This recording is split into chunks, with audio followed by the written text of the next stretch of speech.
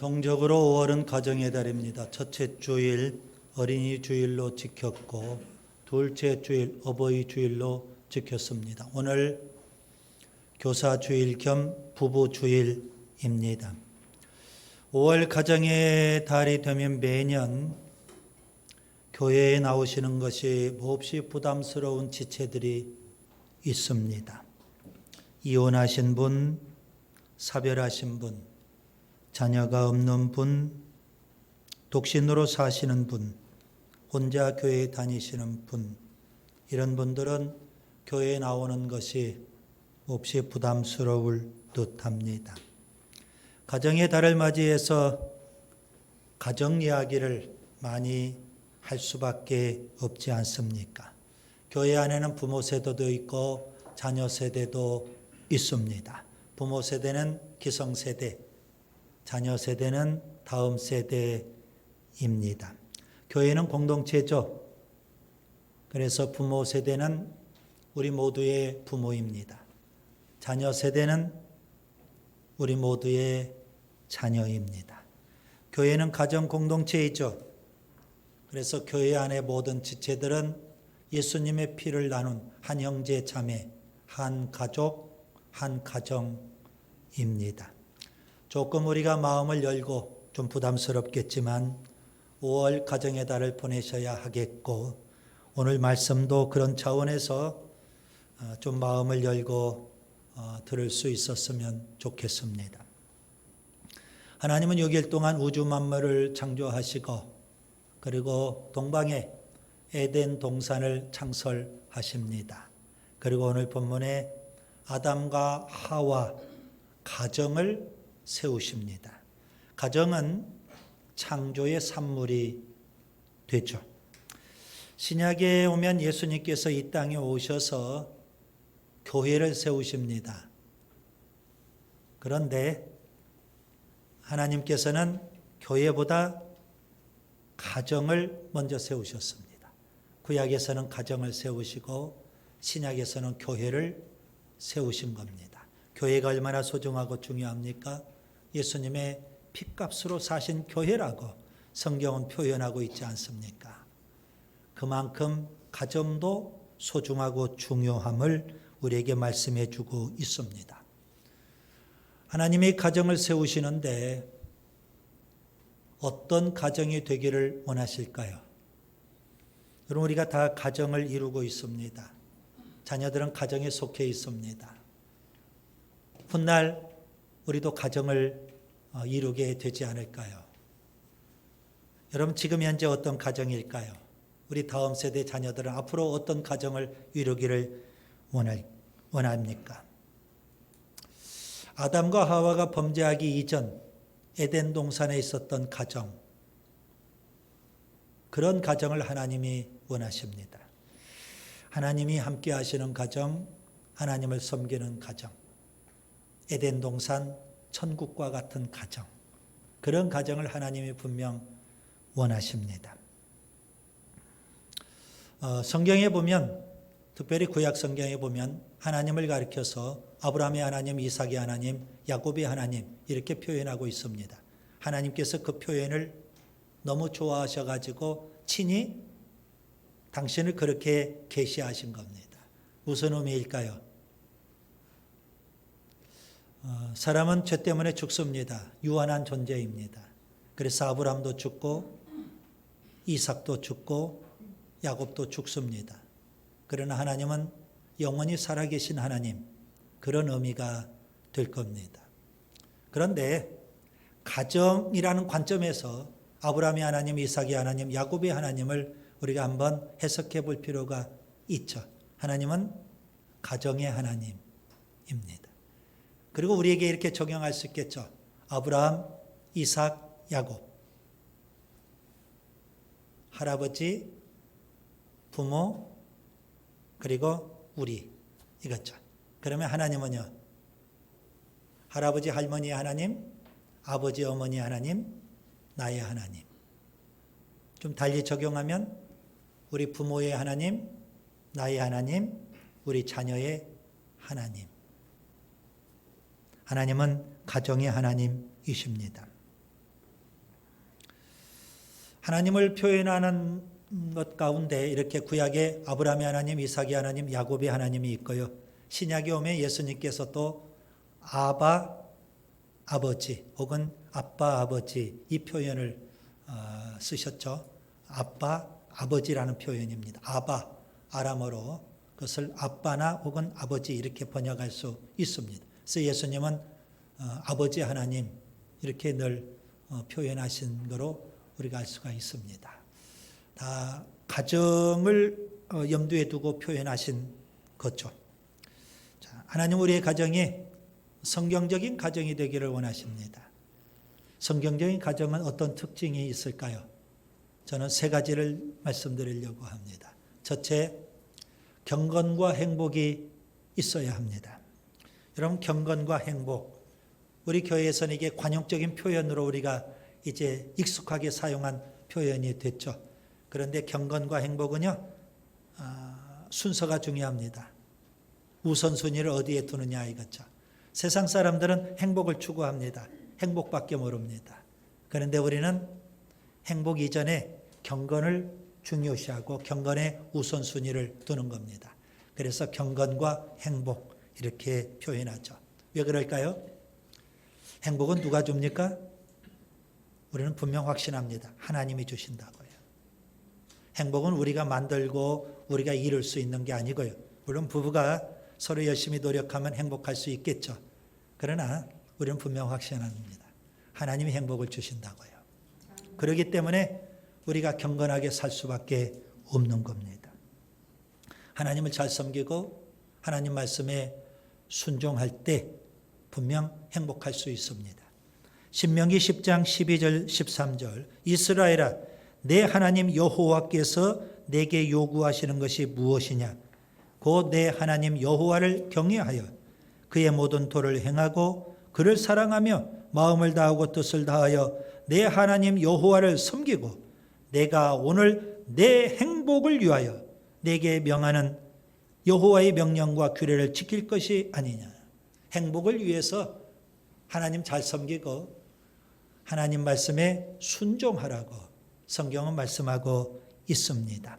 여러분 우리가 경건하게 살면 하나님을 잘 섬기며 살면 하나님 말씀에 순종하면 하나님 반드시 우리에게 행복을 주시는 줄 믿습니다.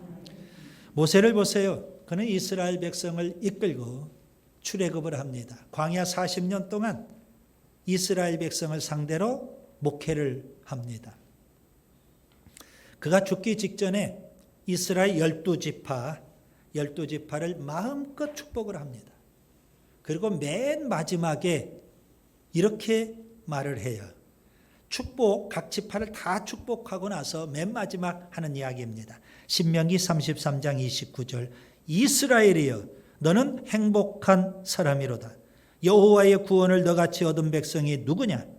그는 너를 돕는 방패시오 내 영광의 칼이시로다. 내 대적이 내게 복종하리니 내가 그들의 높은 곳을 밟으리로다.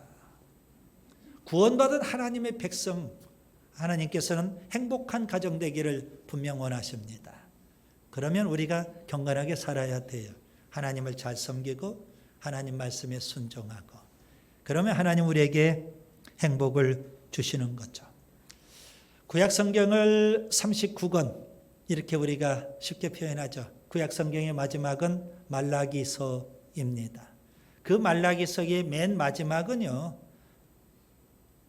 저주에 대한 경고로 끝을 맺고 있어요. 충격이죠? 구약 성경 맨 마지막 저주에 대한 경고의 말씀으로 끝맺고 있어요. 하나님을 잘 섬겨라. 하나님 말씀에 순종하라. 그렇지 않으면 심판을 받고 저주를 받을 거다. 이렇게 구약 성경이 끝을 맺고 있다고요. 그런데 신약에 오면 예수님이 이 땅에 육신을 입고 오셨죠. 그 예수님께서 설교를 하시면서 행복을 선포하십니다. 산상설교 마태복음 5장에 보면 심령이 가난한 자는 복이 있나니 그러면서 팔복을 선포해요. 여기 심령이 가난한 자는 복이 있나니 좀 더 정확하게 표현하면 심령이 가난한 자는 행복이 있나니 그런 의미예요.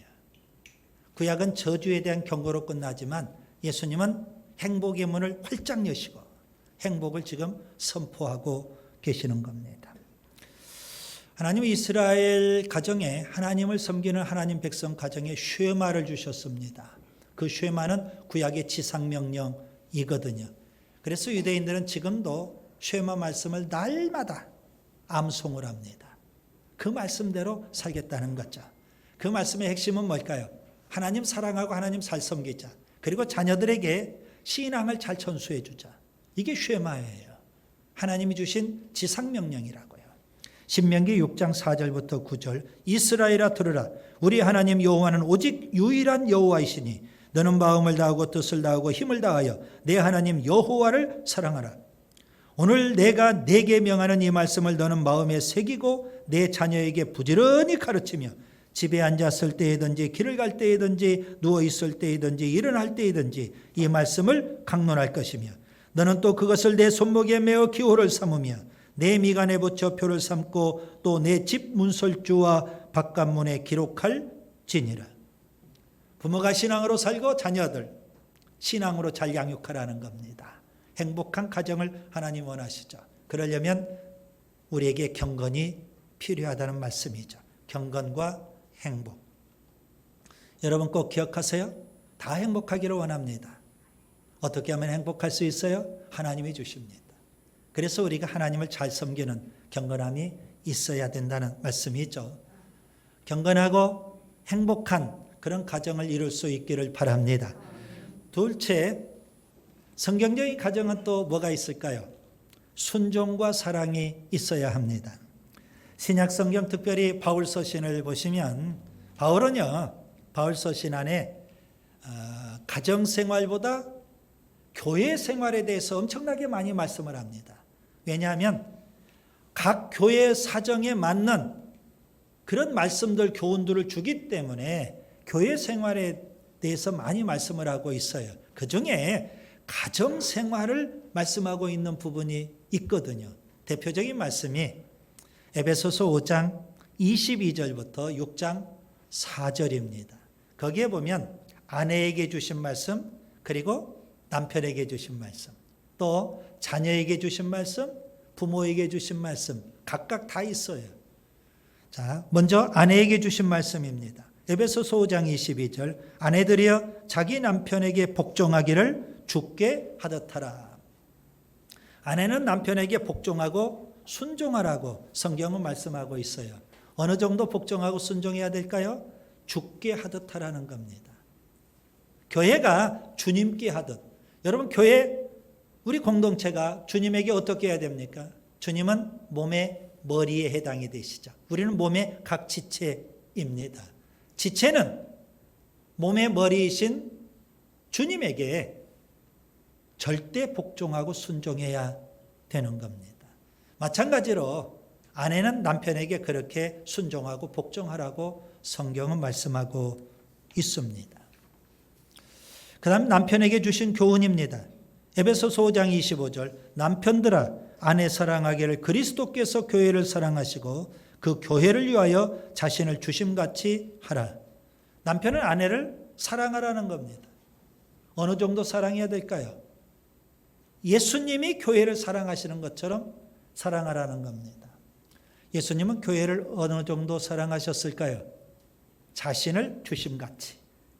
좀 더 정확히 표현하면 예수님 십자가에 물과 피를 다 쏟으시고 생명을 바치시고 그렇게 교회를 사랑하셨다라는 겁니다.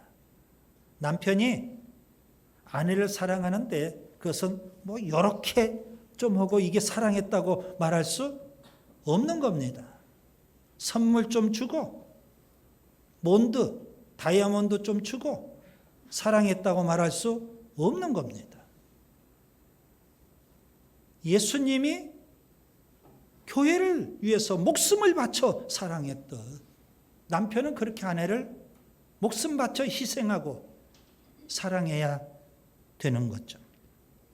자, 제가 이렇게 말씀드리면 오해하시는 분들이 있어요. 여러분 하나님의 말씀은 잘 적용을 해야 되는데 적용을 잘못하면 시험에 드는 겁니다. 아내에게 주신 말씀은 아내가 잘 받아들이면 돼요. 남편에게 주시는 말씀은 남편이 잘 받아들이면 돼요. 그런데 적용을 자기에게 하지 않고 상대방에게 하거든요. 아내에게 주신 말씀을 남편인 내가 아내에게, 그리고 남편에게 주시는 말씀은 아내가 또 적용을 하려고 해요. 그러다 보니까 이런 서운함이 있죠. 성경은 그렇게 말씀하고 있는데 당신은 왜 그래? 그러면서 갈등을 빚고 서로 싸우게 되거든요. 그래서 나에게 주신 말씀만 잘 받아들이면 돼요. 아내에게는 뭐라고 말씀하셨다고요? 주님께 하듯 순종해라. 남편에게는 뭐라고 말씀하셨어요? 주님이 교회를 사랑하듯 그렇게 사랑해라. 이거예요. 사도 바울은 계속해서 자녀와 부모에게도 교훈해 줍니다. 먼저 자녀에게 주는 말씀 교훈이죠. 에베소서 6장 1절 2절. 자녀들아 주 안에서 너희 부모에게 순종하라. 이것이 옳으니라. 내 아버지와 어머니를 공경하라. 이것이 약속이 있는 첫 계명이라. 부모에게 순종하라는 겁니다. 그것은 옳은 일이라는 거죠. 자녀로서 마땅하다, 당연하다 이겁니다. 자녀이기 때문에 부모에게 순종해야 되는 겁니다.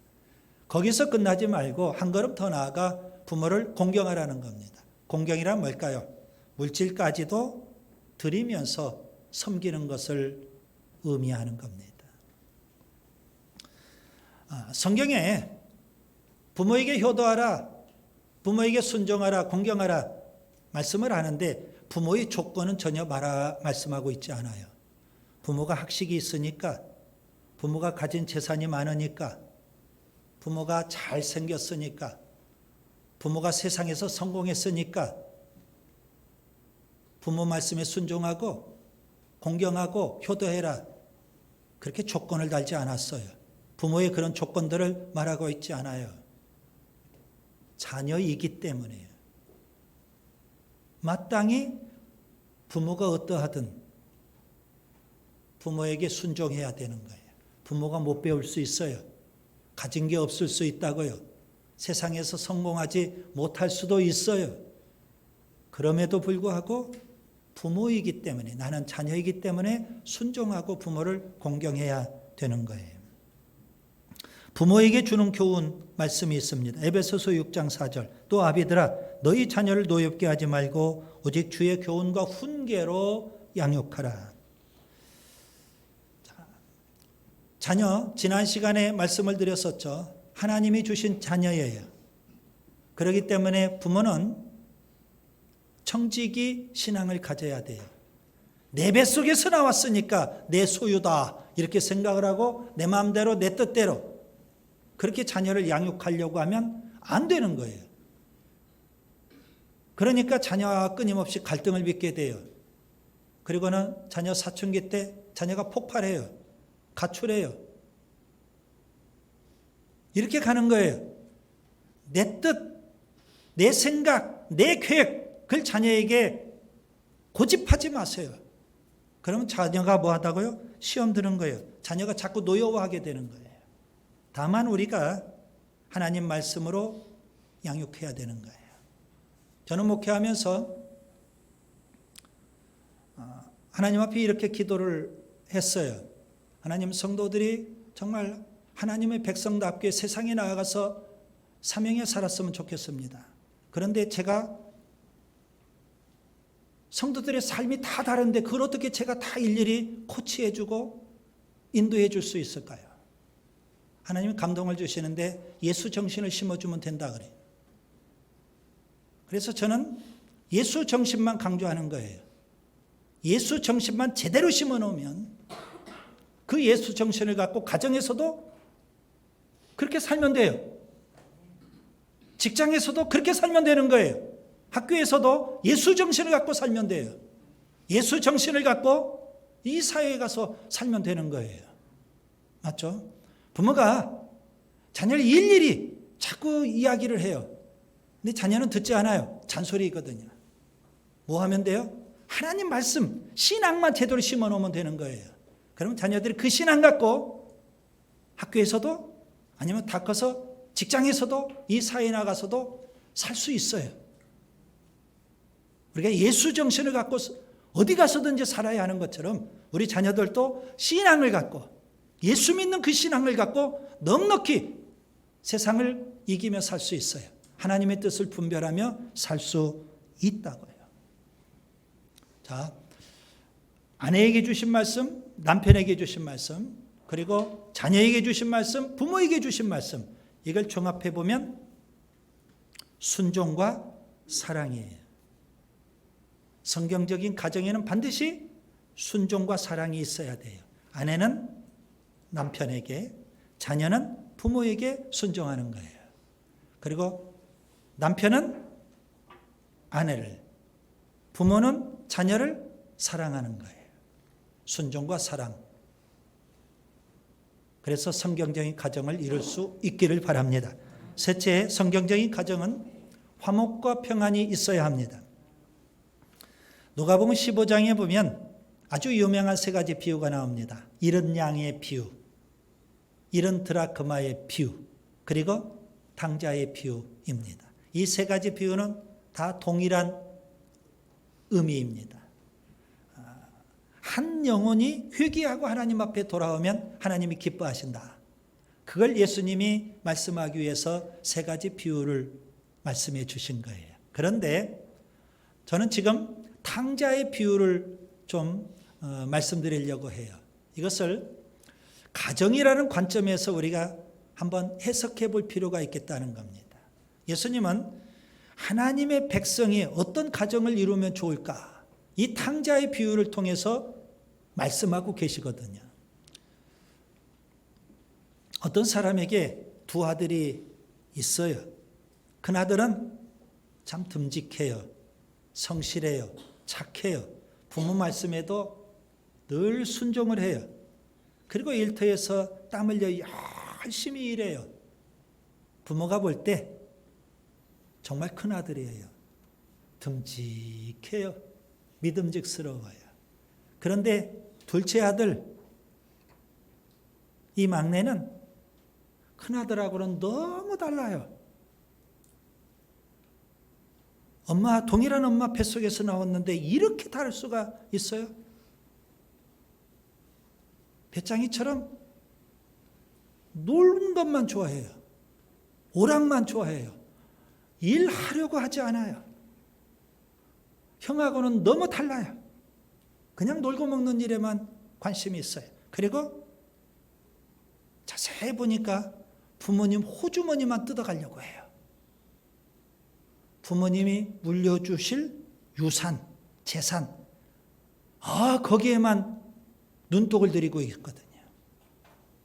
그런 아들이에요.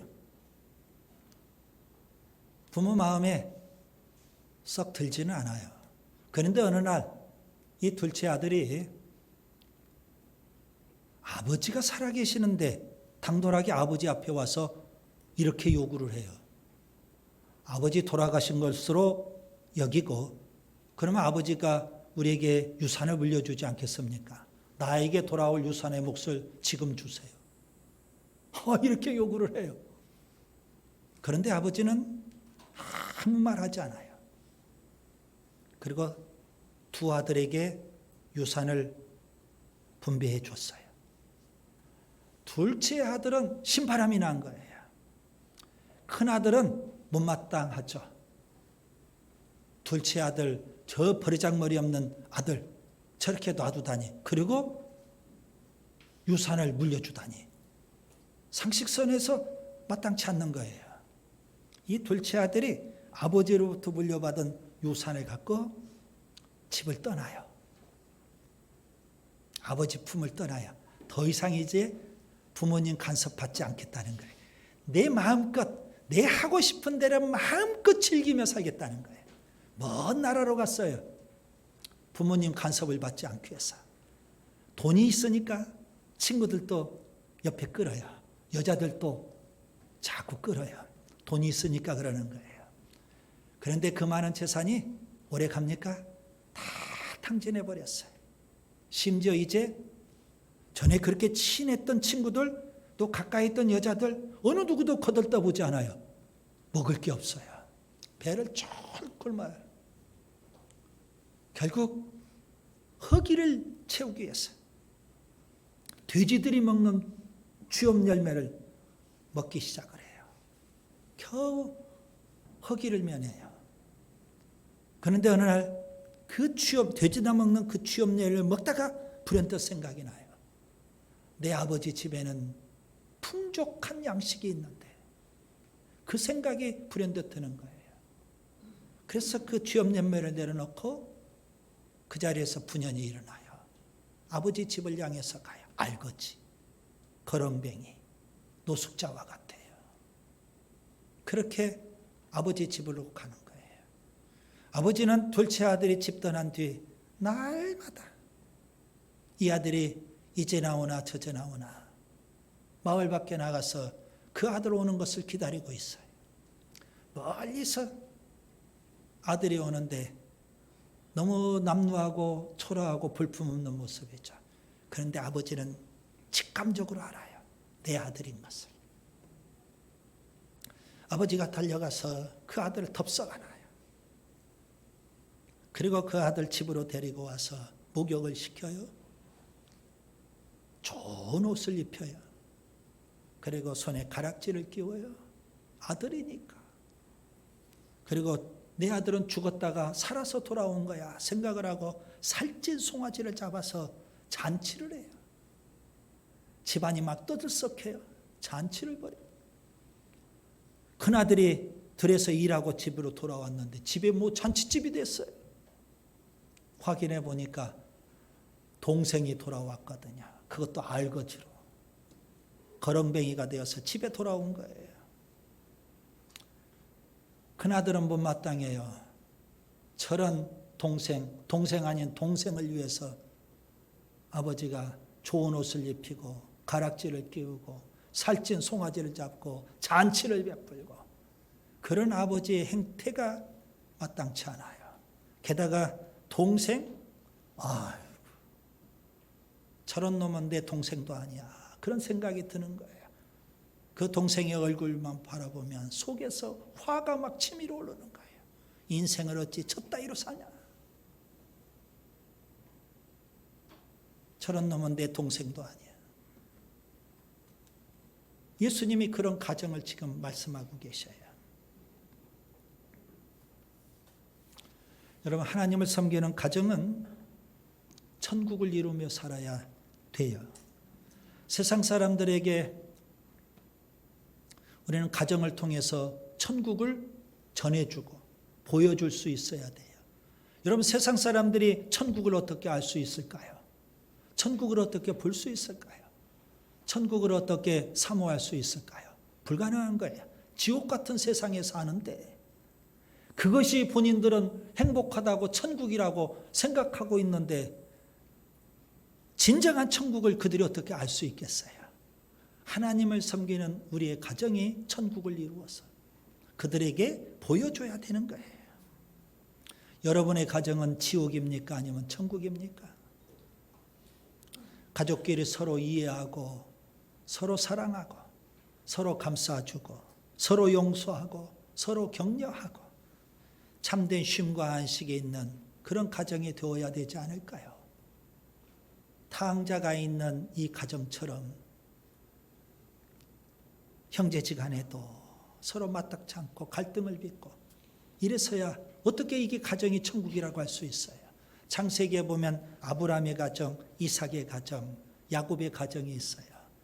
그들은 이스라엘의 조상들, 믿음의 조상들 아닙니까? 그런데 그의 가정들 면면을 한번 살펴보세요. 아브라함의 가정, 이삭과 이스마엘의 갈등이에요. 하갈과 사라의 갈등이에요. 그 갈등이 폭발해 버리니까 감당할 수가 없거든요. 하나님께서 뭐라고 하십니까? 이스마엘과 하갈을 쫓아내라. 그 정도로 갈등이 심한 가정이었어요.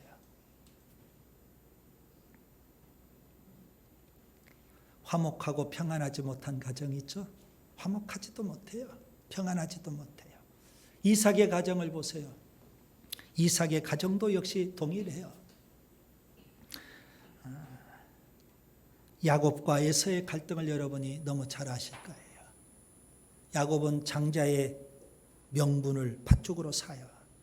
장자의 축복 기도를 아버지로부터 가로채요. 그리고 형의 에서와는 철천지 원수가 돼요. 형이 죽이려고 하니까 멀리 외갓집으로 도망을 가버려요. 20년 동안 도망가서 살아요. 그게 어떻게 천국일 수 있어요? 화목하지도 못하고 평안하지도 못한 가정이에요. 야곱의 가정을 보세요. 이 가정은 아주 복잡해요. 12아들이 있는데 다 이복 형제들이에요. 그러니 갈등이 얼마나 심하겠어요. 그 갈등의 한 단면을 볼 수 있어요. 형들이 요셉을 노예로 팔아먹어버려요. 세상에 이런 가정이 다 있어요. 그러면서도 하나님을 섬긴다고 하고 있잖아요. 하나님이 원하시는 가정, 화목하고 평안한 가정이에요. 화목과 평안이 있어야 돼요. 이제 말씀을 정리합니다. 하나님은 교회보다 먼저 가정을 세우셨어요. 여러분, 예수님의 피값으로 사신 교회 세상에 무엇으로 바꿀 수 있을까요? 너무 귀한 거예요. 가정이 그렇게 귀해요. 가정이. 자, 그렇다면 그런 가정 하나님이 우리에게 주셨는데 우리가 지혜롭게 잘 경영해야 되지 않을까요? 어떤 가정으로? 성경적인 가정으로. 성경적인 가정에는 반드시 세 가지가 있어요. 첫째, 경건과 행복이 있어요. 둘째, 순종과 사랑이 있어요. 셋째, 화목과 평안이 있어요. 그런 가정이 성경적인 가정, 천국을 이루는 가정, 그런 가정을 이루며 살 수 있기를 바랍니다.